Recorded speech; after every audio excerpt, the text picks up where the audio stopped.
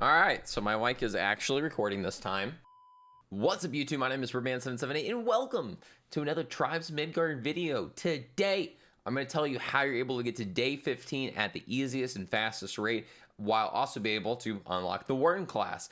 The Warden class is one of the classes in Tribes of Midgard. You have to get to at least day 16 to get this. So this guide will essentially let you know what you need to do around your village, what you need to do out throughout the world to get to that point. Now, before I get into the video, let you know, more likely streaming right now over on Twitch, twitch.tv/Warden778, starting every single day, starting at noon Eastern Standard Time. We're covering Tribes of Midgard. Soon to be back for Blood as well. The alpha, the beta, starts on August 5th through the 9th, and then the open beta from the 12th until the 17th, I believe. So we're going to have plenty of time playing that here soon as well. So if you're interested in those games, stop on by. Follow me over on Twitter for updates on the channel, as well as just some bad memes and stuff like that, you know. And then obviously give a thumbs up and a sub here over on YouTube, youtube.com/Warden778. Let's jump right onto the video. So when you first drop into the world, one of the biggest things you need to do is just make sure that you have the proper starter kit to really get you to that point. Personally, I like the villager starter kit because it's able to get you the sword, shield, and the armor, so you're able to just completely kind of ignore that. You can also just start picking up some mats around the area. Make sure you get yourself an axe and a pickaxe so you're able to start getting some good crafting materials. Speaking of axe and pickaxe, you get that from the Tinkerer, and that's one of the characters you need to start filling up with souls first and foremost. The Tinkerer is going to help you get not only those axes and pickaxes at higher rarities to get more mats, but also gets you the point that you're able to get those materials to start upgrading your gates and your archer towers. Now, the gates and the archer towers are such a huge part of this to day 15 guide, purely because it's going to be what's going to help keep your village the safest to the point that you're able to make it to that spot. One of the biggest things I would say is between like days 1 to 5, maybe just start kind of filling up on mats and stuff like that. Don't feel like the need to immediately put them into your gates and your archer towers. You mainly want to fill those into the quarry, the farm, and the lumberyard. Now, those are going to be great because it's going to consistently every 10 minutes give you the materials you need to start, again, upgrading your archer towers and your gates. They'll give you a certain amount of mats. Some of those will be the pure mats that will just go straight into the gate, while other ones will be the smaller ones that you can then craft with the Tinkerer. Now, let's talk about the characters throughout your village. The Tinkerer, the Blacksmith, the Armor, and the Trapper are those NPCs that give you the health potions, your weapon, your armor, all that stuff. You're able to upgrade them as you go out throughout the round to higher levels, and they're able to do more damage themselves whenever the nighttime comes around and they have to fight hellings. I would say you want to get them to at least level 5 by round 10, just purely off the fact they're going to be able to do the most damage possible. And honestly, if you were kind of like lacking on getting your gate up all the way to like maybe level 2 or 3, or your archer towers even up, they can help kind of compensate for a lot of that damage there for you. So again, focusing around those quarry, the lumberyard, and the farm to get the mats, getting the mats around your area, and then filling up your villagers is one of the biggest things I can say to get to round 15. Now, when it comes to kind of like traversing around the world and stuff like that, you really don't have to do a whole lot of that. Honestly, I would say if you go into a certain biome, just look for the shop around there that has essentially looks like a T. That's gonna be the one that you're able to buy the certain biome specific mats themselves. So if you go into the more swamp area and there's the hydras, you're able to get their horns from that shop. If you go to the desert one, you're able to buy garnet and stuff like that. Things that you're able to use to then make better weapons at the blacksmith to then again be able to defend your village a whole lot better. Again, traversing around the world isn't as important, just purely, again, you're more focused on making sure your village is staying alive rather than going and beating up every single person around the area. I would say getting a legendary weapon by round 10 is so key, because it's essentially just going to make those round 10 through about 14 just absolute cakewalk. We obviously have to talk about Jotuns for this. The Jotuns are obviously going to be a really big challenge. By the time you hit day 15, you're going to at least be fighting 4 different Jotuns. So when it comes to that, I would say the first Jotun, you can honestly let them get kind of closer to your village. They're not really going to be that big of a threat. I would say the same thing probably with the second one. But by the time you hit that third Jotun, I would say maybe keep an eye out for their pathing and start just trying to figure out which one you're going to be fighting. So let's say the first Jotun you fight is the Thunder Jotun, and then you fight the Fire Jotun.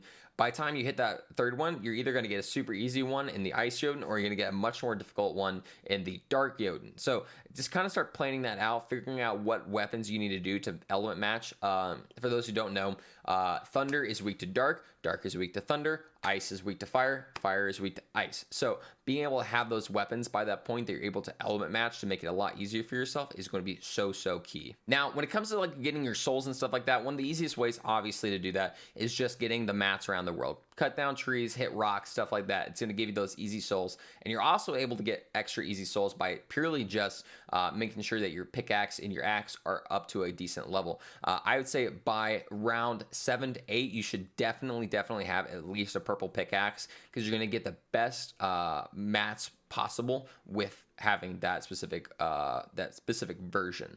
Now, as well, going to the camps around your area is going to be so key. I think by the time you hit round 5, you should be absolutely trying to clear as many level 3s as possible. But the small and the medium camps are going to be very easy for most of the entire time, just because they're going to give you an easy 300 to 400 souls that you can then just go put into your tree or into your characters around your base.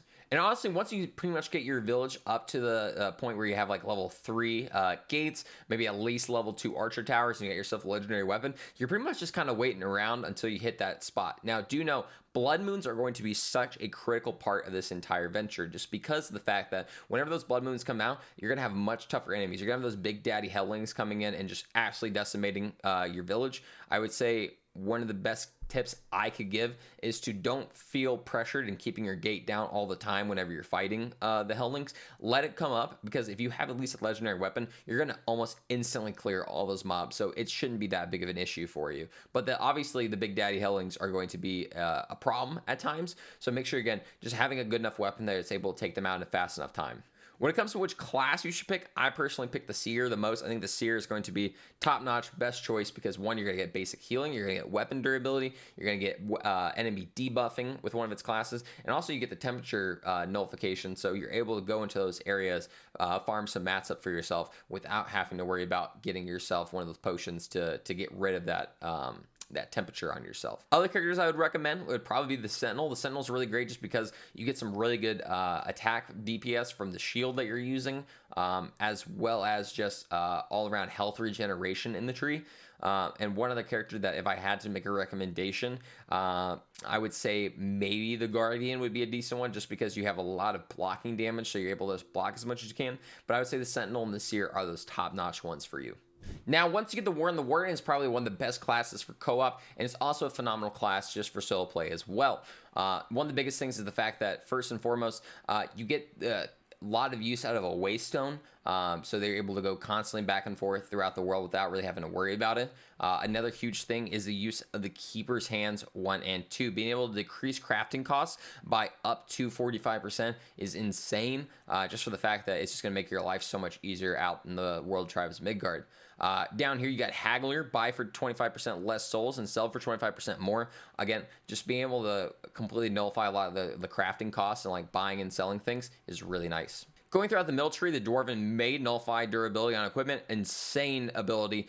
This is why I think it's one of the best ones, just because as soon as you get this perk, you essentially don't have to worry about your weapons ever breaking again. So again, it's just making your life so much easier. Stairway to Asgard, unlock the Acer construction. So essentially just getting easier construction, using those ramps, the bridges, all that stuff. Again, convenience is one of the biggest things about the Warden. And the tree, the potion stacker, increase the amount of stack on a potion by 1.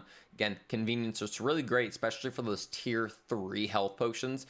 Only be able to have 3 of those and essentially get a 4th is very nice. Also throughout here, we have a sword, a hammer, an archery, and an axe mastery, essentially just giving you those buff on those items, as well as a fire embrace and a thunder embrace for those extra efficiencies on those elements. In the bottom tree, we have the rejuvenating return, refill HP and mana when using a waystone. This is huge, so if you're in a bad fight, you need a waystone out of it really fast. As soon as you get back to the village, you're going to be healed up all the way.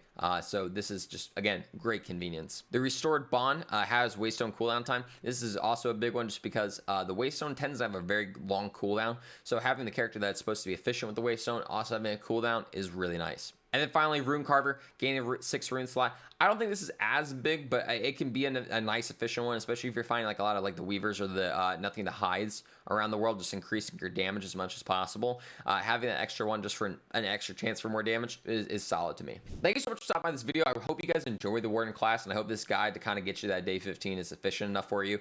Again, biggest tips I could say is just making sure you're getting those quarry at the farm, the lumberyard up as fast as you can. Go around those camps, get plenty of those souls, level up your villagers as much as you can, and make sure you have at least a legendary weapon by round 8 to 10. That would be my biggest recommendation in regards to that, just because it's going to make your life so much easier as you're progressing through the world. Catch me on Twitch every single day starting at noon Eastern Standard Time, Twitter and YouTube as well at Birdman778 for subpar content and just some good vibes and all that stuff. But guys, thank you so much for having stopped by the video. Hope you have a great night, day, whatever it may be.